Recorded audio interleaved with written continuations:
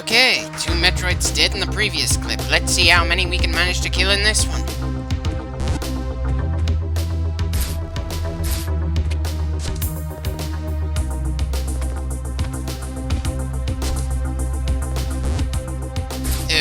Okay, not even sure why it drops back down here.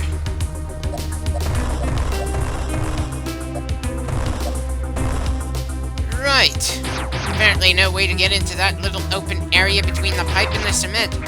Not sure why I didn't try this sort of thing before we left last time, especially since this is the exact same recording session.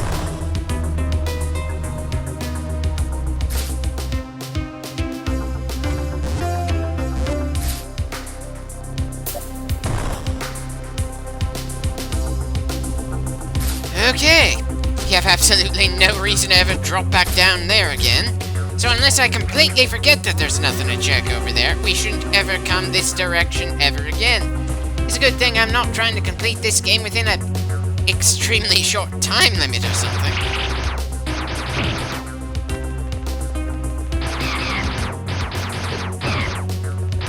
And it's also a good thing we don't get graded based on how much damage we take in a given playthrough.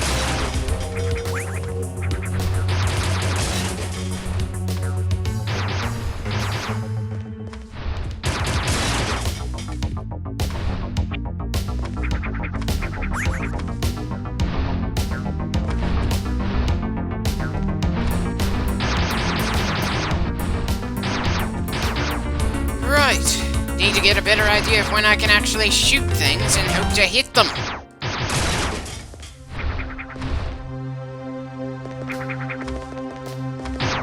Okay, didn't see an impact against that larger block. Clever place to put an upgrade.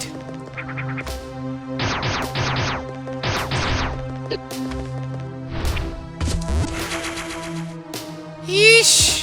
Definitely feels a hell of a lot easier to find a lot of upgrades in a hurry in this fan remake than Zero Mission. And I'm not sure just how intentional that is. Sure, it's less frustrating than wandering all over the place and, trying to find needles in a meticulously arranged haystack, but considering the bosses in this game are generally on the weaker side, that's probably not a good thing.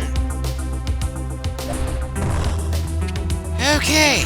For some reason, thought that Chozo statue was something we could interact with since it doesn't seem to be part of the outright background. Though I suppose it might have been useful at some point, but stopped working in the indefinite period of time between when the Chozo were last here and when Samus arrived.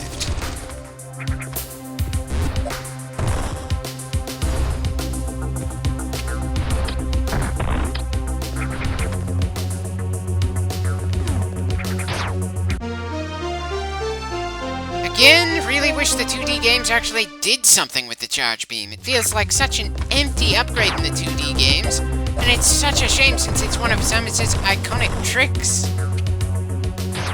Right, too much to hope that we could bomb ourselves into the bottom area here. Yeah. You can destroy moderately durable things in one shot, but you can cause more damage by just rapid-firing the standard beam instead of waiting for the charge to finish. Add in the fact that you can shoot missiles at just as rapid a pace as the power beam, and we start off with so many. And there's really very little reason to bother with the charge beam in this game. Just like there was little reason to bother with it in Zero Mission.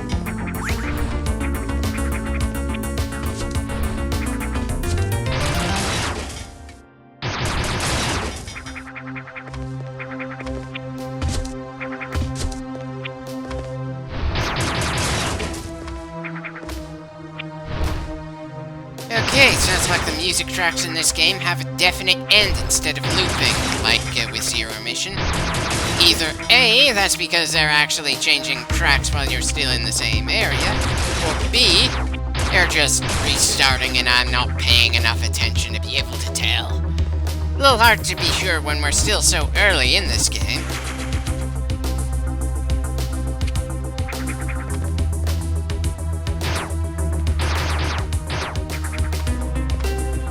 Right, seems we need to activate that gray block somehow to reach the energy tank.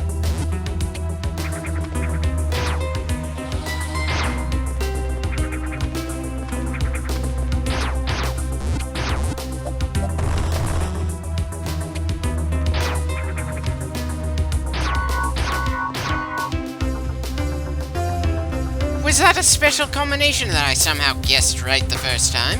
Or would that block have moved regardless of what order we shot the rocks in? Either way, I'm grateful for that energy tank.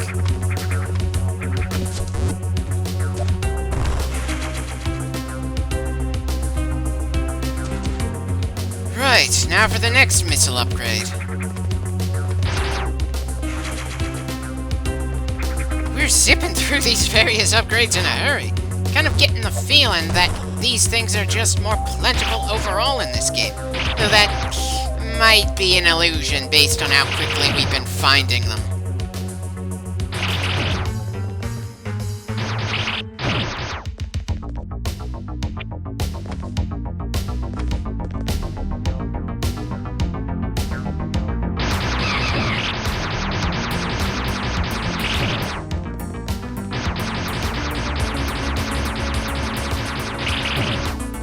Damn good thing the game doesn't keep track of how accurate your shots are, that's for sure. That and how much damage I take in a given playthrough would probably look pretty embarrassing on a score screen.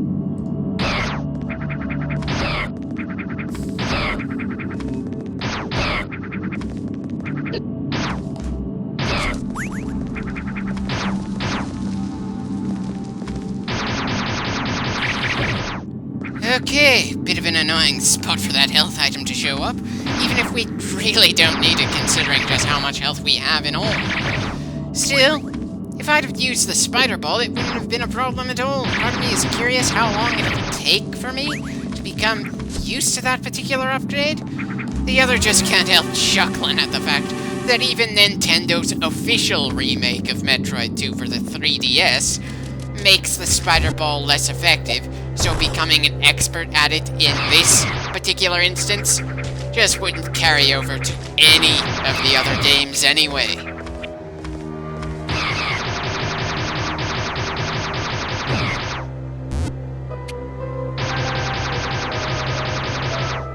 Okay, that flyboy is a bit annoying, but nothing too serious.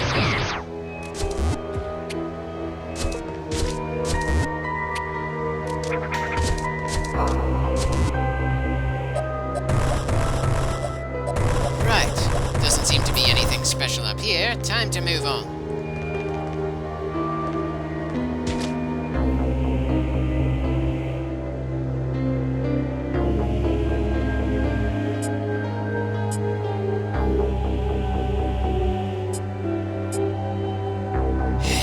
We already know to expect Metroids nearby. We already saw at least one broken baby shell just outside of the... Wait, artificial? You mean to tell me that the Chozo might have outright made some of the things that are so bloody deadly on this planet? I could have sworn they were supposed to be mostly pacifists. Did I misinterpret something from the lore, considering how sparse it is in the actual games? Or is that only canon to the fans who worked on this particular fan remake?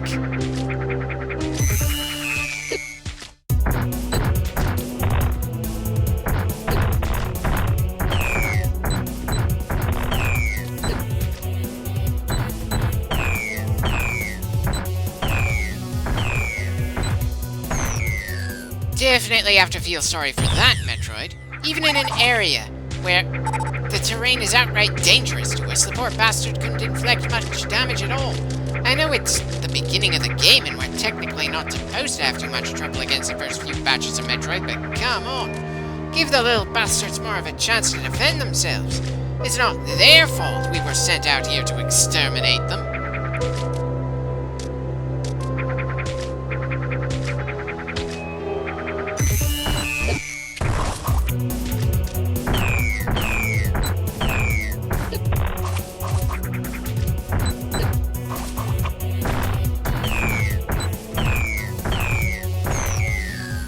Despite us not healing between Metroid fights, that one also couldn't manage to drain one of our energy tanks.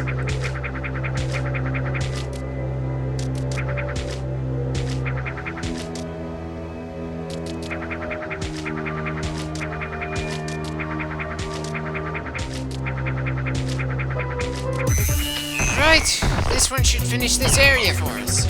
I think I mentioned it before, but by its very nature, Metroid 2 is far more linear than the first Metroid. There's still a sense of exploration, but since we can typically clear an area in one swift stroke, then move on to the next one with little to no reason to backtrack, I somehow doubt I'm gonna do a whole lot of fast-forwarding in this particular game.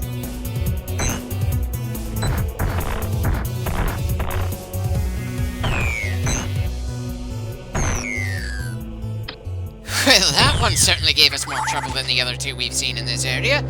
Not that it actually helps the poor bastard to survive. Anyway, another collection of Metroids dead, and another earthquake that'll let us head towards the next batch of them. Probably a good idea to save about now, though, again, the way that saves are handled in this game, they tend to be so fast that it's easy to forget if you have saved or not. I'm not even sure if that's an actual complaint or if I'm just reaching to try to make it feel like the usual way the Metroid games handle saving is somehow better than what this fan remake gave us.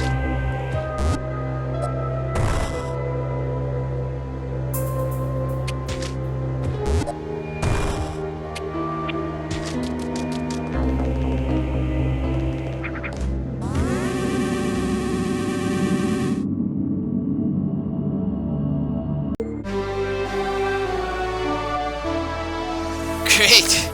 I can't help thinking that loading the game after a period of not playing somehow feels less satisfying in this game than the other Metroids.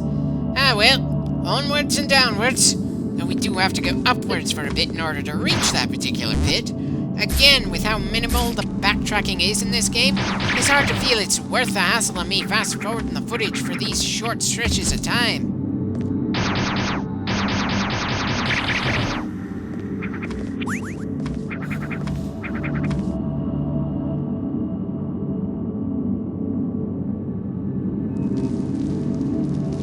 Okay, got no clue where I'm going, since that certainly isn't the direction of the big pit to the next collection of Metroids.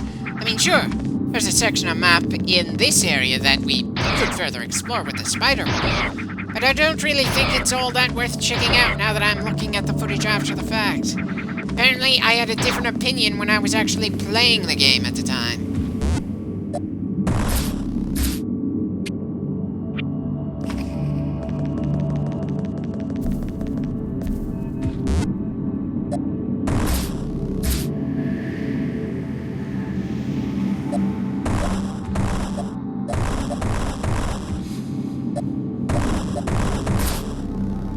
Bit annoying to latch onto a ceiling that high up, but it's not impossible if you set your bombs just right. Nice to know that I can pull that off in this game, considering how I generally am when it comes to navigating from place to place so far in this series. If that's not a sign of improvement, then I don't know what is.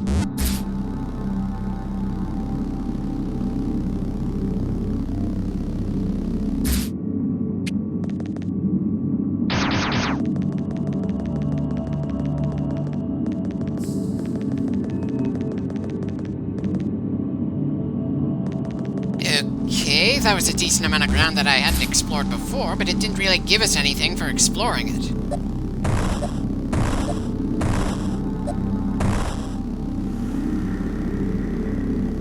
Okay, definitely doesn't feel like it was worth coming back to this area to check if there was anything else.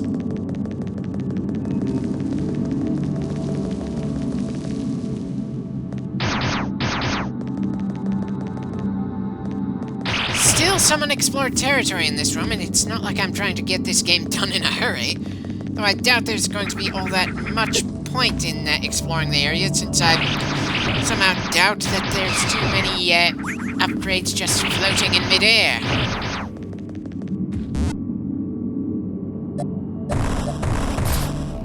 Another ceiling, another bit of climbing.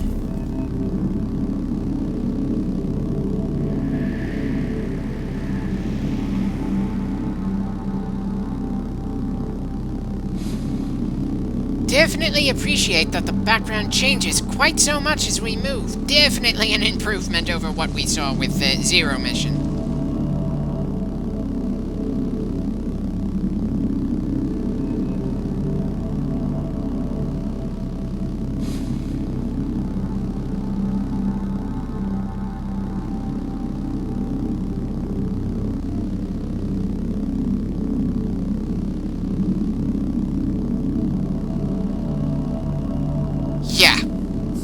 ceiling for anything is pretty damn slow work. Still, when you've got the ability to climb to the ceiling so early in the game, you kinda have to check to see if there's anything up there. Sure, one missile upgrade isn't much, and it's not like I'm outright trying to get 100%. Still, you can't say I didn't give my surroundings a good look. Zero Mission certainly taught me that much at the very least.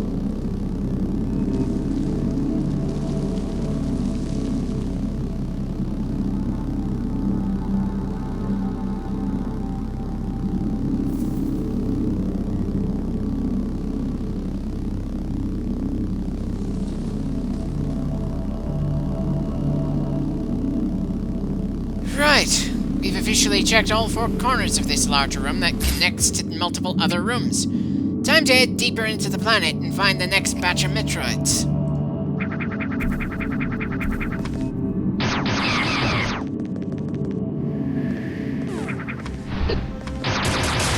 Kind of getting the feeling that normal difficulty here, we're taking less damage per hit than we did in normal difficulty in Zero Mission. It's not that big of an issue, but still. I wonder how they decide in each game how much damage we take per hit in a given difficulty, assuming that game has a difficulty setting. Though I can't help saying that on higher difficulties, they should try to do more than just make the player character more fragile. I know, this is a fan-made remake that did an amazing job improving on something that used to be a Game Boy game. They did a lot to improve the user interface, controls, and visuals compared to what the original Game Boy game gave us. And did a great job of keeping the atmosphere of that game. Kinda makes me feel guilty for skipping over the original version of Metroid 2. But again, since a good amount of Metroid is exploration, and the original Metroid 1 and original Metroid 2 don't have a map, that is just too old school for me in this kind of game.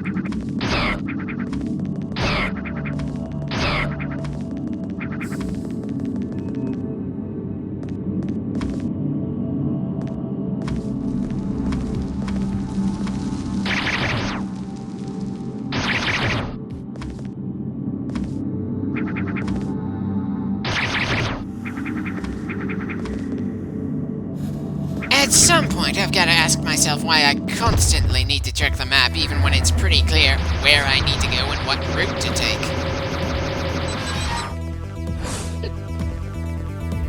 Okay. Somehow did not remember this boss at all.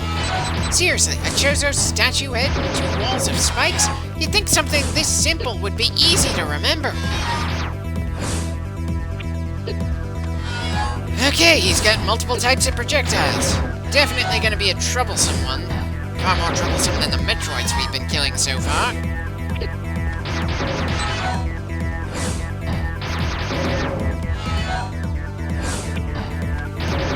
Right, so it's only vulnerable when it's moving.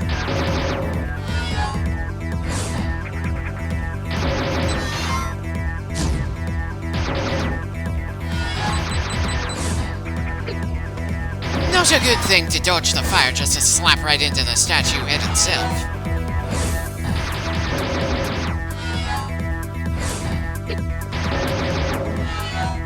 And of course the walls close in as we cause more damage just to make the fight harder for us. In a fight where it feels like you need a good deal of mobility to deal with this, yeah.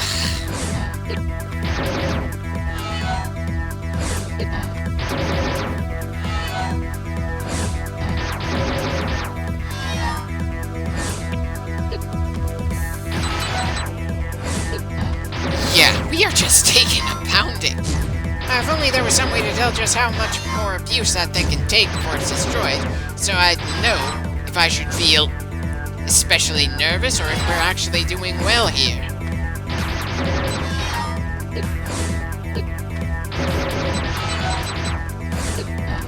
Oh, come on, there's no more room left to run!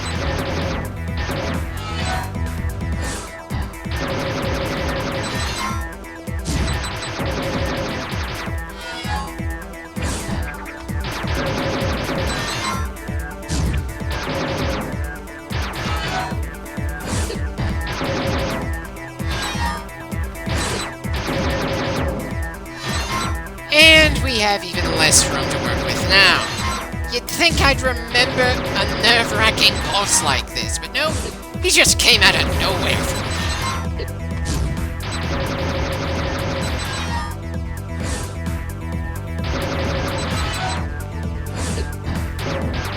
Are we just gonna get killed by the damn walls?